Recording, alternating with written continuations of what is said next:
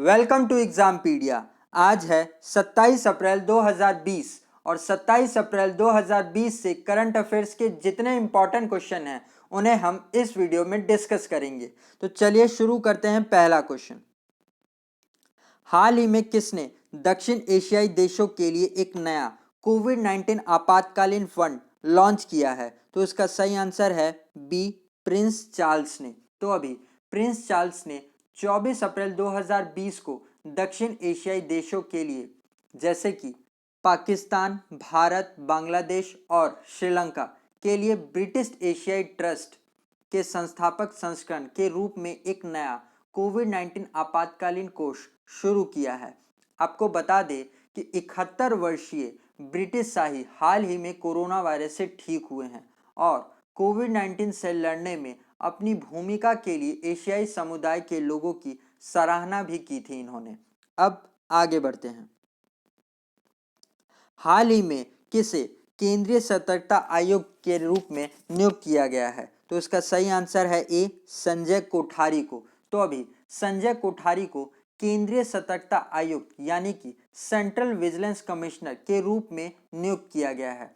इससे पहले ये राष्ट्रपति रामनाथ कोविंद के सचिव थे, जिन्हें अब केंद्रीय सतर्कता आयोग के प्रमुख के रूप में नियुक्त किया जा रहा है, जो कि जून 2019 से केवी चौधरी के कार्यालय पूरा होने के बाद से खाली थी। अब दूसरे ऑप्शंस भी देख लेते हैं, जैसे कि बी, कपिल देव त्रिपाठी, जिन्हें अभी राष्ट्रपति रामनाथ कोविंद का सचिव नियुक्त किया गया है, जिन्होंने संजय कोठारी की ही जगह ली है। बी, बिमल जुल्का, जिनको हाल ही में मुख्य सूचना आयुक्त यानी कि चीफ इंफॉर्मेशन कमिश्नर के रूप में नियुक्त किया गया था। डी, राजेश कुमार, जिनको अभी सिविल रेटिंग एजेंसी का एमडीसीओ नियुक्त किया गया है। अब आगे बढ़ते हैं। हाल ही में कौन सा राज्य वीडियो कॉन्फ्रेंसिंग के माध्यम से अदालत की सुनवाई शुरू करने वाला पहला राज्य बना है? तो इसका सही आंसर है बी, उत्तर प्रदेश। तो अभी उत्तर प्रदेश में वीडियो कॉन्फ्रेंसिंग के जरिए अदालत की सुनवाई करने वाला पहला राज्य बन गया है, जिससे अब इलाहाबाद हाई कोर्ट और यूपी के अन्य हाई कोर्ट में वीडियो कॉन्फ्रेंसिंग से मुकदमों की सुनवाई की जाएगी। अब उत्तर प्रदेश के बारे में जान लेते हैं। तो इसकी कैपिटल है लखनऊ, जो कि गोमती नदी के किनारे स्थित है। मुख्यमंत्री हैं योगी आदित्यनाथ और राज्यपाल हैं आनंदीबेन पटेल। इसके अलावा कोरोना वायरस के लिए पूल टेस्टिंग करने वाला पहला राज्य उत्तर प्रदेश है और जियो टैग कम्युनिटी किचन भी उत्तर प्रदेश ने ही शुरू की है। अब आगे बढ़ते हैं। हाल ही में किस राज्य के जिला प्रबंधन प्राधिकरण ने कोविड-19 दृष्टि पोर्टल लॉन्च किया है? तो इसका सही आंसर है सी, उत्तराखंड ने। तो अभी उत्तराखंड के जिला प्रबंधन प्राधिकरण यानी कि स्टेट डिस्ट्रिक्ट मैनेजमेंट अथॉरिटी ने कोविड-19 दृष्टि पोर्टल लॉन्च किया है, जिसे राज्य प्रशासन और नागरिकों को कोरोना वायरस की सटीक जानकारी के लिए एक साझा मंच प्रदान करने के लिए शुरू किया गया है, जिसमें रोगियों और संदिग्ध मामलों से संबंधित सभी डेटा दिखाए जाएंगे। अब उत्तराखंड के बारे में जान लेते हैं। तो इसकी कैपिटल है देहरादून और इसकी समर कैपिटल है गायसेन। मुख्यमंत्री हैं त्रिवेंद्र सिंह रावत और राज्यपाल हैं बेबी रानी मौर्य। और उत्तराखंड में ही संपर्क दीदी नाम से एक मोबाइल ऐप लॉन्च किया गया है, जिससे लॉकडाउन के समय में बच्चों को घर पर पढ़ाने के लिए इस्तेमाल किया जाएगा। अब आगे बढ़ते हैं। अप्रैल 2020 में केंद्र ने अपने 4.8 मिलियन कर्मचारियों और 6.5 मिलियन पेंशन भोगियों के महंगाई भत्ते को 1 जुलाई 2021 तक कितने प्रतिशत तक फ्रीज कर दिया है? तो इसका सही आंसर है सी, 17% तक।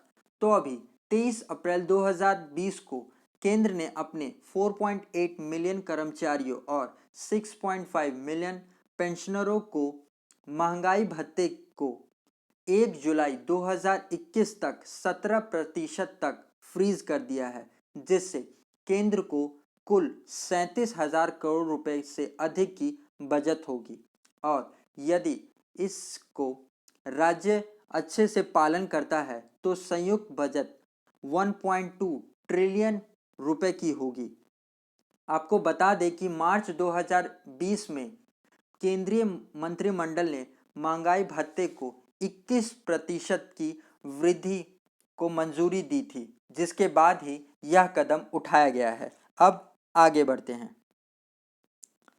हाल ही में विश्व बौद्धिक संपदा दिवस कब मनाया गया? तो इसका सही आंसर है डी, 26 अप्रैल को। तो हम हर साल 26 अप्रैल को बौद्धिक और बौद्धिक संपदा अधिकारों की भूमिका के बारे में जानने के लिए विश्व बौद्धिक संपदा दिवस मनाते हैं, जो नवाचार और रचनात्मकता को प्रोत्साहित करता है। और विश्व बौद्धिक संपदा दिवस 2020 एक हरित विश्व बनाने के प्रयासों के केंद्र को रचनात्मकता को बढ़ावा देता है। इस साल की इसकी थीम थी इनोवेटिव फॉर ग्रीन फ्यूचर। अब आगे बढ़ते हैं। हाल ही में किसे राष्ट्रीय शिपिंग के पूर्व गठन के लिए बोर्ड के प्रमुख के रूप में चुना गया है? तो इसका सही आंसर है डी, मालिनी शंकर को। तो अभी सरकार ने राष्ट्रीय शिपिंग बोर्ड के पूर्ण गठन को मंजूरी दे दी है, जिसका नेतृत्व पूर्व शिपिंग महानिदेशक मालिनी शंकर को दिया गया है। ये राष्ट्रीय शिपिंग बोर्ड भारतीय शिपिंग से संबंधित मामलों का पर सर्वोच्च सलाहकार भी है। इस बोर्ड के सदस्यों में महानिदेशक अमिताभ कुमार और संयुक्त सचिव शिपिंग सतेंद्र पाल भी शामिल हैं। अब आगे बढ़ते हैं। हाल ही में किस कंपनी ने रिलायंस कैपिटल में 6.43% हिस्सेदारी खरीद ली है? तो इसका सही आंसर है बी, HDFC ने। तो अभी HDFC ने रिलायंस कैपिटल के गिरवी रखे हुए शेयरों को कर्ज में फंसी रिलायंस कैपिटल में 6.43% हिस्सेदारी खरीद ली है। अब HDFC के बारे में जान लेते हैं। तो इसकी स्थापना 1994 में हुई थी। इसका हेडक्वार्टर मुंबई में है। इसके CEO हैं आदित्य पुरी। और अभी हमने हाल ही में पढ़ा था कि चाइना की सेंट्रल बैंक ने HDFC में 1.01% का शेयर 1.75 लाख करोड़ रुपए में खरीद लिया है। अब आगे बढ़ते हैं। हाल ही में PM नरेंद्र मोदी ने कौन सा पोर्टल लॉन्च किया है? तो इसका सही आंसर है सी, ऊपर के दोनों को। तो अभी 24 अप्रैल 2020 को राष्ट्रीय पंचायती दिवस के अवसर पर प्रधानमंत्री नरेंद्र मोदी जी ने भारत के गांवों के विकास के लिए गति को तेज करने के लिए एक ई-ग्राम स्वराज पोर्टल और स्वामित्व योजना पोर्टल शुरू किया है, जिससे गांव के पंचायतों को अपनी विकास योजना को तैयार करने और उसे क्रियान्वित करने में मदद मिलेगी और जमीन के मालिकीकरण को ऑनलाइन अपलोड करने में मदद करेगा, जिसे एक रिकॉर्ड के रूप में देखा जाएगा। अब आगे बढ़ते हैं।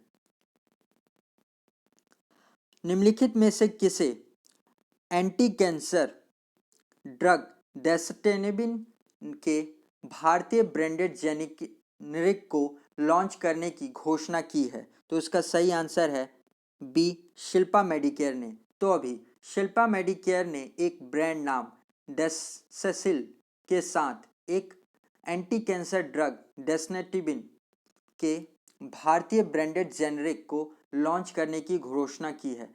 डेसेसिल एक पहली ब्रांडेड जेनेरिक दवा है जिसका उपयोग क्रोनिक माइलोइड ल्यूकेमिया के उपचार के लिए किया जाएगा। आज के लिए इतना ही।